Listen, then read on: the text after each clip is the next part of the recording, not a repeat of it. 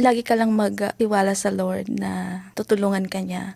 Basta keep on praying. Kahit na anong problema yung dumating sa'yo, malulutasan mo yon. Hindi ka bibigyan ng Lord ng situation na hindi mo kaya. Lakasan mo yung loob mo. Kailangan mo lang ibigay lahat ng tiwala mo sa Lord na one day magiging successful ka or matutupad lahat yung pangarap mo. Yung achievement na sinasabi nila is hindi naman yung pagkakaroon ng maraming pera, di ba? Right. So as long as you're happy and you have your family na nagtutulungan and everything, so yun yung yun yung pagiging successful para sa akin. Kumbaga, contentment for Yeah, as long hindi as napoprovide mo lahat ng kailangan ng family mo. Proverbs 3 verse 5 and 6, lagi yun talaga yung pinanghahawakan, yung verse na yun, na trust in the Lord with all your heart and lean not on your understanding.